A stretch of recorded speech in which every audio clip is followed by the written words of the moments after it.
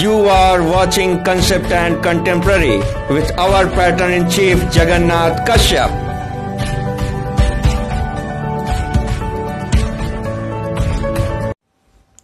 Hello friends, I'm Jagannath, and first of all I would like to thank all of you for giving such a nice response to our first introductory YouTube video launched by JKR Creative YouTube channel. Friends, we all are overwhelmed from the responses which we have received from all of you. It is your encouragement because of which we have come again with our new YouTube video today, which will discuss about the 124th Constitutional Amendment Bill. मित्रों, पिछले 2-3 दिनों में इतनी तेजी से घटनाक्रम बदले हैं कि उसे जानना बहुत जरूरी है। पहले तो यह हमारा जो 124वां संविधान संशोधन विधेयक है, यह कैबिनेट के द्वारा मंजूरी दी गई इसे और इसे लोकसभा में लेकर के आया गया। लोकसभा से भी यह पारित हुई और कल यह राज्यसभा से भी पारित हुई। मित्रों, यह जो 124वां संविधान संशोधन विधेयक है, यह अनरिजर्व्ड कैटेगरी को इकोनॉमिकली बैकवर्डनेस के बेसिस पर 10% कोटा देने के प्रोविजन से संबंधित है। और मजेदार बात यह है कि अपने राजनीतिक मतभेदों के बाद भी इस 124वें संविधान संशोधन को पारित कराने में दोनों ही सदनों से सत्ता पक्ष और विपक्ष दोनों की भूमिका रही। तो साथियों, हम डिस्कशन में अपने बात करेंगे कि इस 124वें संविधान संशोधन विधेयक के आने के बाद और कानून बनने के बाद जो रिजर्वेशन या आरक्षण अपर कास्ट, अगर साधारण शब्दों में कहें तो, और अगर तकनीकी तौर पर कहें तो जो सामान्य वर्ग था, उसमें जो आर्थिक रूप से पिछड़े लोग हैं उनको किस प्रकार का लाभ मिलेगा, उसके सामाजिक, आर्थिक और राजनीतिक पक्ष क्या हो सकते हैं, उसमें क्या वैधानिक अड़चनें आ सकती हैं या उसका क्या वैधानिक पक्ष है, यह सब हम जानने और समझने की कोशिश करेंगे। लेकिन फिलहाल के लिए अगर मैं लाइटर नोट पे एक बात कहूं तो हमारे आप सभी जो भी मित्र यूपीएससी की परीक्षाओं की तैयारी कर रहे हैं या अन्य प्रतियोगी परीक्षाओं से संबंधित हैं, उनके लिए एक प्रश्न की संख्या अब बढ़ चुकी है। अब आपको याद रखना होगा 124वें संविधान संशोधन के प्रोविजंस को, और आपके पीटी यूपीएससी वालों के लिए विशेषकर आपके पीटी और मेंस दोनों में इससे प्रश्न आ सकते हैं। इसके साथ ही जो हमारे साथी एकेडमिक्स से रिलेटेड हैं, एमफिल अथवा पीएचडी कर रहे हैं, उनके लिए भी, या जो एमफिल पीएचडी करने की सोच रहे हैं, उनके लिए कहीं ना कहीं रिसर्च में एक टॉपिक्स की एंट्री अब हो चुकी है। तो हम उन सब चीजों पर चर्चा करेंगे, लेकिन उससे पहले आइए मैं अपने टीम के सदस्यों से जानने की कोशिश करता हूं कि उनकी क्या राय है इस 124वें संविधान संशोधन विधेयक के बारे में। तो रविंद्र, आप आए और जरा आप बताएं कि आपका क्या दृष्टिकोण है इस बिल पर। सबसे पहले तो आज का दिन हमारे लिए बड़ा खास एक और मायने में भी है कि आज विश्व हिंदी दिवस है, तो उसकी शुभकामनाएं आपको और हमारी ऑडियंस को भी उसकी बहुत बहुत शुभकामनाएं। बिल्कुल। और दूसरी बात आपने जो ये कही कि ये जो अमेंडमेंट हुआ है या जो विधेयक पारित हुआ है वो बहुत मायने में खास है। जैसा कि राज्यसभा में राकेश सर ने एक बहुत बड़ी अच्छी बात कही कि ये जो है असाधारण परिवर्तन है। ये जो असाधारण परिवर्तन है ये कहीं ना कहीं इन मायनों में भी बड़ा खास है कि जो एक सोशियो जो कल्चरल गैप है उसको भरने की कोशिश होगी इससे। और जो अभी तक एक बात चल रही थी कि भाई हम आरक्षण देते हैं तो जातिगत आरक्षण होता है, धार्मिक आरक्षण होता है, जो भी सारी चीजें थी, अभी तक अल्पसंख्यकों की बात की जा रही थी, तो उसका जो एक क्या हुआ कि ये जो एक विधेयक है इसमें क्या है कि ये रिलीजन न्यूट्रल है। मतलब कि इसमें कोई धर्म की दीवार नहीं खड़ी हो रही, कोई जातियों की दीवार नहीं खड़ी हो रही है। तो इसमें एक चीज मुझे खुद से ऐसा प्रतीत हो रहा था कि जब हम कहीं बाहर जाते हैं तो कहीं ना कहीं ऐसा लगता है कि जिन जातियों को अभी तक आरक्षण था और जिन जातियों को आरक्षण नहीं था, उनके साथ क्या होता था कि कुछ कॉन्फ्लिक्ट क्रिएट होते थे। तो ये जो एक सबसे बड़ी बात है कि वो जो कॉन्फ्लिक्ट क्रिएट होता था उसमें बहुत कमी आएगी और ये हमारे लिए बहुत सकारात्मक है। बिल्कुल रविंद्र, और ये बहुत ही अच्छा मित्रों, ये जो बिंदु रविंद्र के द्वारा रेखांकित किया गया है, सारे तकनीकी पक्षों से अलग, कानूनी पक्षों से अलग, इन्होंने एक व्यवहारिक बात जो कही वो बहुत ही गौर करने वाली है। पिछले कुछ दिनों में हम अपने अगर सामाजिक ताने बाने और सामाजिक जो उथल पुथल हमारे देश में हुई उसको भी देखें तो कहीं ना कहीं लगा कि समाज में एक आरक्षण के मुद्दे पर कहीं ना कहीं एक विभेद की स्थिति आ रही है। कुछ लोगों को ऐसा लगता है कि उनको यह सुविधा नहीं मिल रही, कुछ को मिल रही। तो कम से कम इसका और कुछ परिणाम हो ना हो, लेकिन यह जो एक मानसिक तौर पे दूरी आ रही थी दो जातियों में, दो वर्गों में, वह कहीं ना कहीं बिल्कुल सही आपने टर्म यूज किया कि कास्ट न्यूट्रल बना देगा अब रिजर्वेशन को। तो आपका शुक्रिया रविंद्र। Thank you sir. साथियों, अब हम चर्चा करने की कोशिश करते हैं कि आखिर यह पूरा का पूरा मसला है क्या, और इससे पूर्व में इस संविधान संशोधन विधेयक के कानून बनने से पूर्व तक की परिस्थिति क्या रही है। तो इस संदर्भ में मैं आप सबको बताना चाहूंगा कि अब तक जो स्थिति थी उसमें हमारे संविधान के आर्टिकल 15(4)(5) और 16(4) में क्रमशः जो है शिक्षा और रोजगार के लिए रिजर्वेशन यानी आरक्षण का प्रावधान था। क्योंकि जैसा कि पता है हमारा संविधान सबको बराबर अपॉर्चुनिटी देने की बात तो करता है, लेकिन साथ ही हमारे संविधान में special provision for advancement of that socially backward and educationally backward people, इसका प्रावधान रहा है, जो कि 15(4)(5) और 16(4) उसकी बात करते हैं। अगर हम आर्टिकल 15 की बात करें तो उसका जो 15 का क्लाउज 4 है वो SC/ST लोगों के लिए, उनके एडवांसमेंट के लिए एजुकेशन में, उनके एजुकेशन में एडमिशन को लेकर के रिजर्वेशन देने की बात करता है। और 15(5) जो है वो after math of Mandal commission के जब हम इसको स्वीकार किए तो जो 27% आरक्षण हमने ओबीसी को दिया उसको लेकर के आर्टिकल 15(5) बात करता है, तो ये उसका था। और आर्टिकल 16(4) कहें तो वह रोजगार में जो है आरक्षण की बात करता है। तो अब तक हम देखें तो मोटा तौर पर दो जो मुद्दे थे जो हमारे आरक्षण के आधार थे संविधान में, वह था social backwardness and educational backwardness, जिसको कि हम कहते भी हैं कि चूंकि सदियों से जो है एक खास वर्ग के साथ विभिन्न प्रकार के डिस्क्रिमिनेशन हुए हैं, उसको पाटने के लिए, उसको ब्रिज करने के लिए आरक्षण दिया जा रहा है, ऐसा हमारा मानना था। लेकिन दोस्तों अब यह समझने वाली बात है कि क्या इससे पहले कभी कोशिश नहीं हुई अपर कास्ट के लोगों को, जो गरीब लोग हैं, जो इकोनॉमिकली बैकवर्ड हैं, क्या इकोनॉमिक बैकवर्ड के आधार पर इससे पहले कोशिश नहीं हुई थी आरक्षण देने की? तो कोशिश हुई है। अभी तो हालिया के दिनों में गुजरात और राजस्थान जैसे राज्यों में भी कोशिश हुई है, और नरसिम्हा राव जी की सरकार में उनके प्रधानमंत्री रहते हुए भी कोशिश हुई थी, किंतु बार बार हमारे न्यायालय के द्वारा जुडिशियल रिव्यू के दौरान यह स्ट्रक डाउन हो गया। जैसे नरसिम्हा राव जी के वक्त जो फेमस मंडल केस उसे बोले या फिर इंदिरा साहनी केस बोले, उसमें क्लियर कट दो बातें उभर करके आई थी कि एक तो कि इकोनॉमिक बैकवर्डनेस आधार नहीं हो सकता है आरक्षण देने का, और दूसरा जो आरक्षण की जो मैक्सिमम अपर कैप है वह फिक्स कर दी गई 50% अपर सुप्रीम कोर्ट के द्वारा।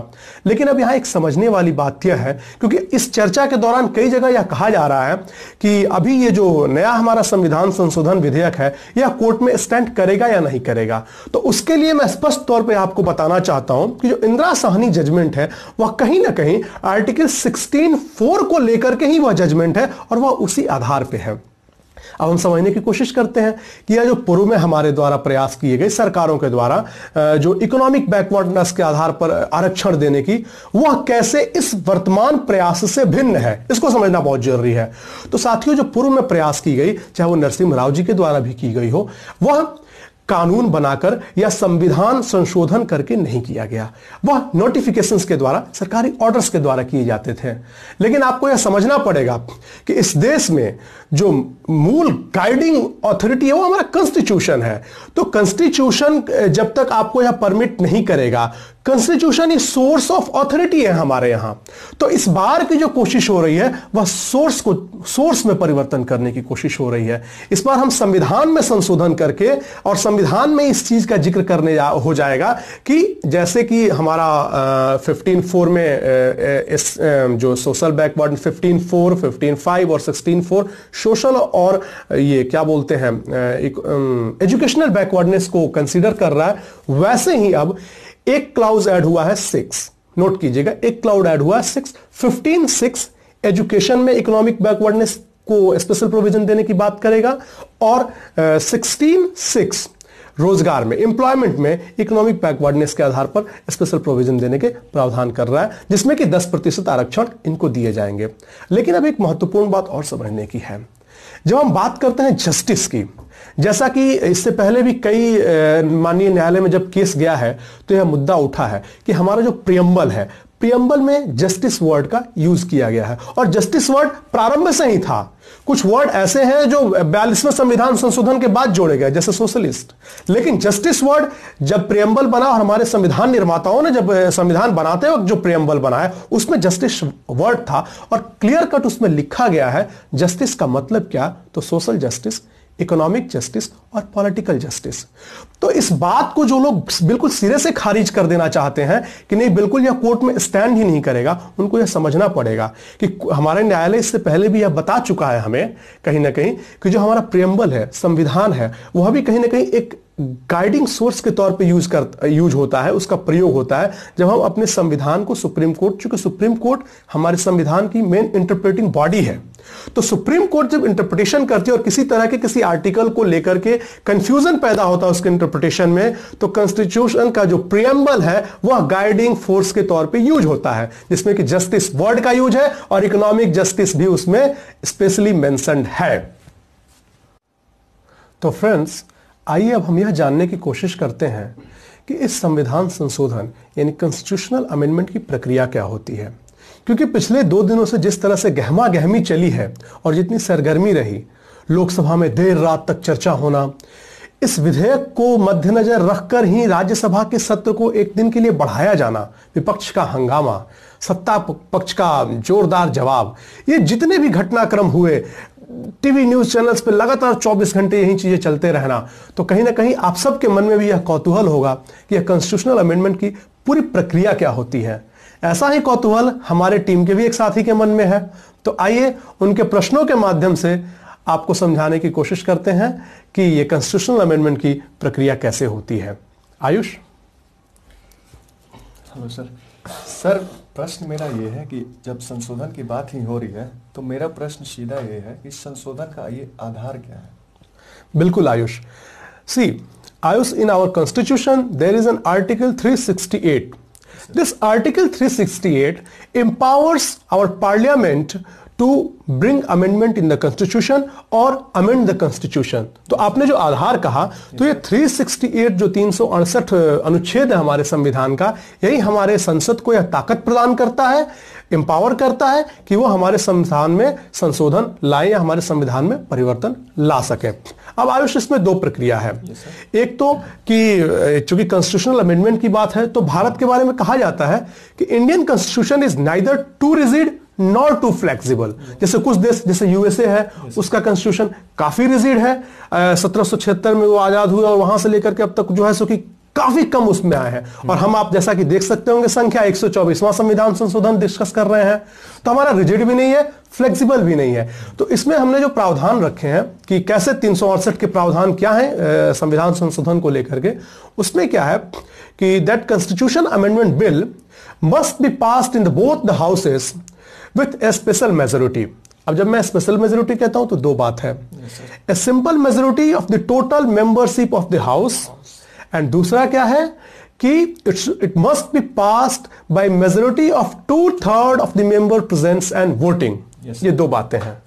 अब इसमें तीसरा भी एक पक्ष आता है कि अगर वो संविधान संशोधन जो है हमारे राज्यों से फेडरल स्ट्रक्चर से रिलेटेड हो, if that constitutional amendment bill is related to federal structure, then it must be ratified by half of the assembly of the states of our country. Sir, मैं एक और तब वो राष्ट्रपति महोदय के स्वीकृति के लिए जाएगा और कानून बनेगा। सर, ये मेरे मन में प्रश्न एक और आ रही है कि अगर ये राज्यसभा से पारित होती है तो फिर ये राज्यों के विधानसभा में भी तो जाएगी? हाँ बिल्कुल बिल्कुल, इस बिल के बारे में आप करो। हाँ, यहाँ एक समझने वाली बात है, जैसा कि मैंने कहा कि फेडरल स्ट्रक्चर पे डिपेंड करता है, लेकिन यह जो है हमारा, अगर आप 368 को अच्छे से गौर से पढ़ें तो उसमें क्लियर कट लिखा हुआ है कि जो पार्ट 3 यानी कि जो हमारे संविधान में पार्ट 3 है आयुष, वह बात करता है उसमें फंडामेंटल राइट्स लिखे हुए हैं। फंडामेंटल राइट्स को जो कंटेन करता है वो पार्ट 3 है। तो उसमें जब फंडामेंटल राइट्स में अमेंडमेंट लाने की बात होगी तो फिर उसको राज्यों के विधानसभाओं से रेटिफाई कराने की, जो 50% आधे राज्यों की विधानसभाओं से रेटिफाई कराने की आवश्यकता नहीं रह जाती है। और ऐसा हो चुका है जब हमने ओबीसी अदर बैकवर्ड कास्ट को लेकर के रिजर्वेशन दिया था और 15(5) और 16 में जब परिवर्तन किया था, उस वक्त भी राज्यों की विधानसभाओं से इसे रेटिफाई कराने की जरूरत नहीं पड़ी थी। यह है पूरी की पूरी कॉन्स्टिट्यूशन अमेंडमेंट की प्रक्रिया। Thank you sir. Thank you Ayush. Friends, अब फाइनली हमारे लिए यह जानना भी उतना ही इंपॉर्टेंट है कि ये हमारा जो 124वां संविधान संशोधन है, यह दोनों सदनों से पारित हो चुका है और शीघ्र ही कानून के रूप में परिणत हो जाएगा। लेकिन उसके बाद भी क्या संभावित व्यवहारिक चुनौतियां इसे मिल सकती हैं जब यह लागू होगा, तो यह जानना भी उतना ही आवश्यक है।